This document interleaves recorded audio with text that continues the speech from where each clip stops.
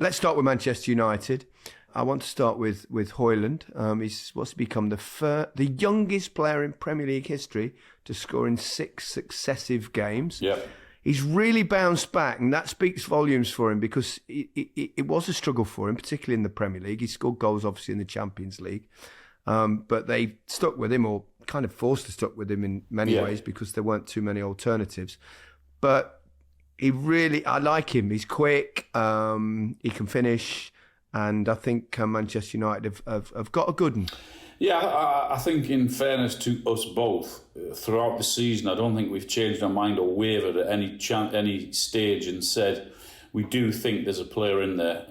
Even when it looked as if he was really struggling, and we all said, didn't we, that we probably thought it was a bit unfair on him having to be in the position that he's in at the minute, having to play every game because of injuries or whatever. They didn't have anyone else. But I think, you know what, he showed great character. He really has. He's never stopped. His attitude has been superb, and now he's getting his rewards for that. 6 games on the spin. I thought he was brilliant today. I thought his hold-up play, apart from his 2 goals, I mean, his second one is a really clever finish. Really clever. But wasn't it just? Yeah, it was brilliant. I mean, there was no fluke about that at all. He knew exactly what he was doing, where he was, what he had to do. But take away his 2 goals, I thought every other part of his game I thought was excellent today. He led the line well. He worked his socks off. He brought people into the game because Luton basically went man for man at times. But yeah, I'm really pleased for him because he has been under the cosh a lot of times this season. He's now getting his goals to keep him going. He'll be loving the game right now. Of course, we know what it's like when you're not scoring. It's horrible, isn't it? Everyone's saying negative things about you. People are bringing the price tag up. But yeah, he'll be loving football. He'll be loving his football now. Can I just ask you two, as strikers, what has been the difference in terms of him now? Because before, why we had faith in him is because he was getting into the right areas. Mm-hmm. But now he's putting them chances away. So what is the difference between before and now? Probably getting a goal or 2 and then a bit of confidence. Mm-hmm. But can you explain, sorry, when you say confidence, guys, can you explain for a striker what that means? Because every time when I speak to football fans and they said, but why does it have to take a goal for you to get confidence? So could you explain what that means? Yeah, it's a very strange thing. And if there was a magical formula that we all knew, then we'd score every single game. But football is odd. I mean, take, for example, his second goal today. Whilst obviously it was an incredibly quick reaction and a bit of skill on his chest, that could have gone anywhere. There's no doubt about that. But it went in the far corner. When things are not quite happening for you, it hits the post, it goes wide. It hits you in the face rather than the chest. So things like that. It's bizarre. I've thought about it so many times in my career. I don't know, but the truth is, you will get your rewards, and the people that tend to score consistently are the ones that are not afraid to miss. We've talked about this before, and you could take, for example, Højlund yesterday. He had lots of chances. It wasn't his day. He had a bit of a shocker. But does that mean he didn't want to still get in there? No. Whereas some strikers, you can see this is what I'm talking about with confidence. With some strikers, they'll stop perhaps wanting to get in there, or they, even if it's a kind of subconscious thing, not to like, you might stand behind a defender because you've got a slight fear of missing. Those players, I would suggest, are not ones that rise really to the top. That wouldn't have happened to Alan, and it didn't happen to me. And the ones that do have really good high goal scoring ratios are the ones that keep getting in there. When it comes to confidence, well, it's a strange thing. I think it's in all sport, isn't it? Yeah. It's like, it's momentum. It's when things are going well, everything's well with the world, and things go for you. Feeling good as well. Feeling good, isn't it? Feeling important and feeling, I don't know, red hot. And also I think what will help them is that maybe a more settled side at Manchester United. And I know there's always pressure on you when you play football, and there's always pressure on you at Manchester United. But when you're winning games when you got a bit of a settled side, bigger players back. I mean, Rashford back and Garnacho on the right hand side, and Casemiro's back, Varane's back. So Mainoo's been brilliant. Yeah, when you put all those things together, then just the little things make the difference, and there's no doubt belief and confidence. It's worth mentioning too, and it was I particularly remember one match of the day when you did it, Alan, that you raised the discussion around the amount of chances created by the two wide players from Manchester United that were next to nothing. Yeah. Pretty much nothing at all. So therefore, they're creating more. And if you create more and you keep getting in there, eventually the goals will come. And then once one or two go back in the back of the net, it's right. It's between the ears, and which is always a cue for an Alan joke.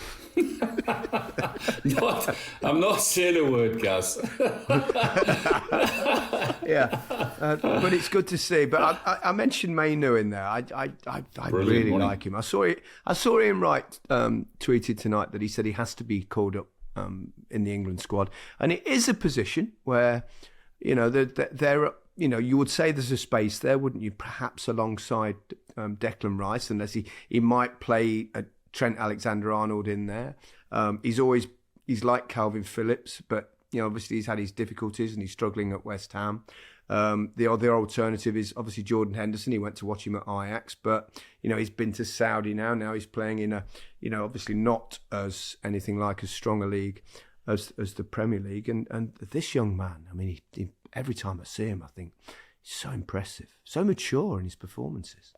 It's just his composure. When in the game today, when the game was getting a little bit frantic, he was the only one really able to get his foot on the ball and still be calm in possession. In regards to England, it's always a tough one, isn't it? On ability, I would 100% take him. Yeah. But if you're good enough, you're old enough. Yes, definitely. And because he's dealt with the whole pressure of playing for Man United and fitting in, and don't remember a couple of games back, he actually made a mistake that led to a goal, but he bounced back from that. It didn't affect him. So you see his true character there. The only thing is, though, if we rush him too soon, is it going to spoil him? Is that going to be too much pressure? I was listening to something interview with Jose Mourinho, and he was saying what's special about Jude is he had his football away from sort of the English media hype, and he was able to go about his business without having that much pressure. And I just worried that if he was to go and play and start and do well, are we going to put too much pressure on him? But I do agree with you, in that position, at this moment, apart from Rice, there's nobody probably playing better. So it is a little bit of a conundrum. The pressure that goes with playing for such a huge football club, and the way he's just come in and, I mean, he's just handled it so easily, hasn't he? Which has to be a great positive to go against what Mike is saying, in terms of the pressure and England and all of that. But he has to be in his You can thoughts. either handle the pressure or you can't you? I mean, you're either that kind of player. You find that out at 18, 19, 20, whatever it is. International's different though, isn't it, Gaz? I mean, that international stage. Yeah, but imagine how much you could learn when you go away with this back. I'm not saying he's going to be in the starting lineup, but in terms of that kind of...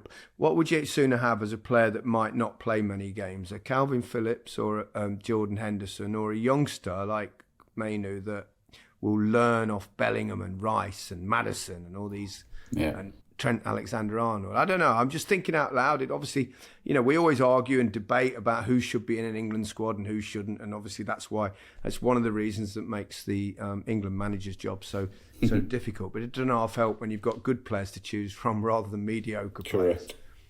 And he is a very, very good player. It's at a young age. And I think it's great that we're talking about it. I think that'll do him the world of good as well, because that'll give him, if he needs any, huge belief and confidence as well to feel as if he belongs there. Yeah, I'm just looking at you there, Alan, and obviously I know you're in one of the dressing rooms because I've been in many of them over many years, many years. You could have shut the loo door behind you. Oh no, yeah, sorry, yeah.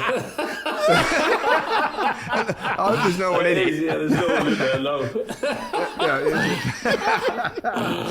That's 5 wins in a row for Manchester United. They're now just 3 points behind Spurs.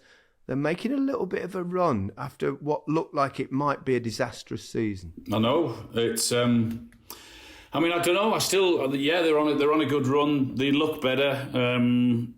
Results seems as if he's got everyone sort of back to, I don't know, all on the same page, if you like. I don't know. For me though, I'm still not. I don't know. I don't know what to expect from them. I don't know what's going to happen from in the next game. I mean, they were pushed all the way today. They were gifted a goal in the first minute, but they went out and they won the game. We've seen City struggle there, Liverpool struggle there, Arsenal struggle at Luton.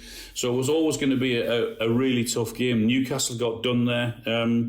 So I think that was a great win for them. But I'm still not 100% certain about them. Are you, Micah? I don't know. Yeah, there's just something I don't know, because every time we say Man United look like they're back, they let you down, don't they? So it's just sort of, if they can do it consistently for another 5 games, and we're not talking about all wins, but they've got the Manchester Derby in a couple of weeks. That's going to be the real test for them to see exactly where they are. If they was to win that or get a point out of that and do okay in the other fixtures, then yes, we'll talk about them more glowing with it. But I agree with Alan. I won't say they're missing something, but sometimes they just give you something and then they take it away. So I don't want to get too excited just yet. You wouldn't get excited anyway if they're doing well, you fucking liar.